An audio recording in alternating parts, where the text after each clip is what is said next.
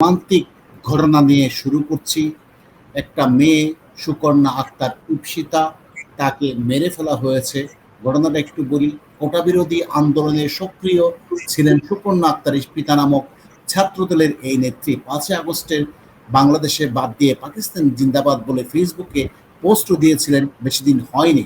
অথচ ভাগ্যের কি নির্মম পরিহাস! কর্ণফুলী লঞ্চে নিজ দলের অন্য গ্রুপের কর্মীদের হাতে ধর্ষণের শিকার হওয়ার দর্শনের শিকার হন, জীবন বাঁচাতে লঞ্চ থেকে লাফ দেন। অবশেষে তার লাশ উদ্ধার করেছে পুলিশ। মেয়েটি সংগ্রাম করে কথিত নতুন বাংলাদেশের জন্ম দিয়েছে, যে বাংলাদেশে গণধর্ষণের শিকার হয়ে মৃত্যুবরণ করা লাগছে। আসলে এই হত্যাকাণ্ডের আমরা তীব্র নিন্দা ও ঘৃণা জ্ঞাপন করি।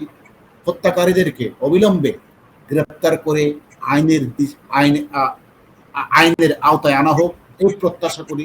যদিও এই মেয়েটি আমার মতাদর্শের বিরুদ্ধে, আমার মতাদর্শের বিরুদ্ধে যে কোনো ব্যক্তিকে আমি যৌক্তিক সমালোচনা করার জন্য সাধুবাদ জানাই, স্বাগত জানাই, অযৌক্তিক সমালোচনাকেও স্বাগত জানাই। অর্থাৎ কারো মত প্রকাশের অধিকারকে আমি হরণ করার পক্ষে নয়। ঠিক মেয়েটাও আওয়ামী লীগকে নানা ধরনের বাজে কথা বলেছে, আওয়ামী লীগের জানাজা পড়ার জন্য হুমকি দিয়েছে। কিন্তু ভাগ্যের কি নিষ্ঠুর পরিহাস! আমার কষ্ট লাগছে কথাটা বলতে। আজকে মেয়েটাকে মেরে ফেললো সন্ত্রাসী, জঙ্গি, দস্যুরা। যদি মেয়েটা হয়তো আরো ভালো থাকার জন্য স্বাধীন বাংলাদেশের জন্ম দিয়েছে, আর সেই স্বাধীন দেশে মেয়েটার জন্য যে নিরাপদ নয়, সে হয়তো এক বিন্দুমাত্র উপলব্ধি করেনি। সে কি লিখেছিল দেখেন মেয়েটা, পাকিস্তান জিন্দাবাদ, পাকিস্তানকে ভালোবাসতেই পারে।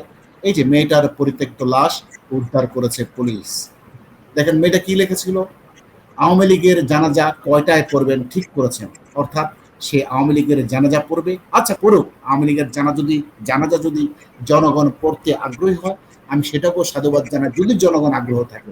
কিন্তু হয়তো অল্প বয়স, তাই মেয়েটা হয়তো উপলব্ধি করতে পারেনি সেই স্বাধীন দেশ তার জন্যই নির্মম পরিণতি ডেকে আনবে। মেয়েটা ছাত্রদল করে এবং সে একটা পোস্ট দিয়েছিল 13ই জুন, লাস্ট তার পোস্ট, এবং সে সেখানে রাজনীতি থেকে দূরে সরে যাওয়ার জন্য, রাজনীতিকে খারাপ বলে আখ্যায়িত করে দূরে সরে যাওয়ার জন্য সে বলেছে মাফ করে দাও আমাকে। আমার সাথে যুক্ত আছে মাতার হালদার। এই মর্মান্তিক দুর্ঘটনার শিকার কেন আসলে? ধন্যবাদ আপনাকে। মানে যদি সত্যি কথা বলি, এটা হচ্ছে সবচেয়ে বড় কথা হচ্ছে যে উগ্র মন মানসিকতার যে একটা পরিচয় এই প্রজন্মের, সেটার একটা নিদর্শন হচ্ছে এটা। আপনি দেখেন সে কতটা আনস্টেবল এবং সে কতটা ইতিহাস বিচ্যুত একটা মানুষ বা এই প্রজন্মের একটা সন্তান। আপনি দেখেন সে বাংলাদেশে বসে বলতেছে পাকিস্তান জিন্দাবাদ। কি শিক্ষা সে পেয়েছে চিন্তা করেন। এই শিক্ষা সে কোথা থেকে পেল? তার পরিবার থেকে পেল, নাকি এই সংস্কৃতি থেকে পেল? এই সংস্কৃতি থেকে তো এটা পাওয়ার কথা না। আজকে দেখেন যারা পাকিস্তান জিন্দাবাদ তাকে শিখিয়েছে, সেই ছাত্র দলের তার নেতা, যারা তার প্রতিপক্ষ মানে গ্রুপিং থাকে, সেই গ্রুপেরই এখন সে তাদেরকে উদ্দেশ্য করে কিন্তু স্ট্যাটাস দিয়েছে। আজকে দেখেন তাকে যখন নৌকাতে নিয়ে না কোথায় নিয়ে সেখানে ধর্ষণ করার এক পর্যায়ে সে নৌকা থেকে লাফ দিয়ে বাঁচার জন্য যখন পড়ে, সেখান থেকে তার পরে মৃত্যু হয় এবং আজকে গতকালকে তার লাশ পাওয়া গেছে এভাবে নদীর পাশে।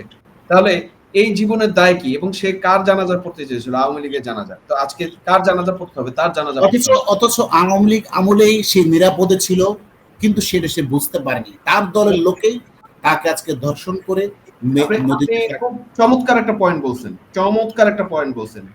মানে আজকে যদি বলি যে তার জীবনের সবচেয়ে বড় নিরাপত্তা সময় ছিল বাংলাদেশ আওয়ামী লীগ যখন ক্ষমতা ছিল, শেখ হাসিনা যখন ক্ষমতা ছিল, তখন বাংলাদেশের মানুষ, উনি হয়তো মরে প্রমাণ করলো। ওই যে একটা কথা আছে না, যে ইয়ের একটা কবিতা ছিল যে মরিয়া প্রমাণ করিতে হইল।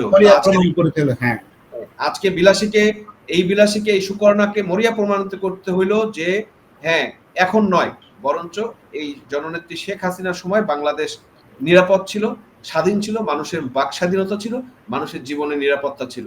আজকে নিরাপত্তা কোথায়? আমি মনে করি এই যে নতুন প্রজন্ম, প্রত্যেকটা সন্তান, যারা আমাদের সন্তান, তারা উপলব্ধি করবে যে এখন যে বাংলাদেশে তারা আছে সেই বাংলাদেশ তাদের জন্য নয়, এই বাংলাদেশ তাদেরকে নিরাপত্তা দিতে পারবে না।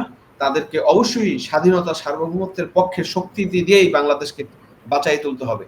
হ্যাঁ, এটা হতে পারে যে আওয়ামী লীগের অনেক নেতার দোষগুণ থাকতে পারে, দোষ ত্রুটি থাকতে পারে, তাদের বিচার হোক। কিন্তু অবশ্যই এই দলের অধিকাংশই নেতাকর্মী এবং গ্রাম পর্যায়ে রুট লেভেলে যে সদস্য আছে বা সমর্থক আছে, তারা ভালো মানুষ, তারা জাতির জন্য করতে চায়, কল্যাণের জন্য, দেশের জন্য তাদের প্রাণ কাঁদে। অবশ্যই তাদের নেতৃত্বে আবার এই বাংলাদেশকে সুগঠিত হয়ে এগিয়ে যেতে হবে। আদারওয়াইজ এই বাংলাদেশে এই কোনো নারীর জীবন, কোনো নারী তো দূরের কথা, এখন পুরুষ মানুষের জীবনও তো নিরাপদ নেই, নারী তো দূর না। হ্যাঁ, আমি সুন্দর বলেছেন। প্রজন্ম বুঝতে পারবে এবং তারা যে ভুল করেছে সেই ভুল থেকে শিক্ষা নিয়ে তারা সামনের নতুন বাংলাদেশ গড়ার জন্য আবার স্বাধীনতার পক্ষে শক্তির পাশে ঐক্যবদ্ধ হবে। ধন্যবাদ।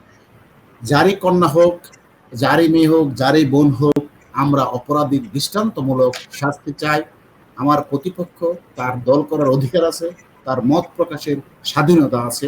আজকে মেয়েটাকে যারা মেরে ফেললো, আমরা তাদের উপযুক্ত, কঠিন এবং দৃষ্টান্তমূলক শাস্তি চাই।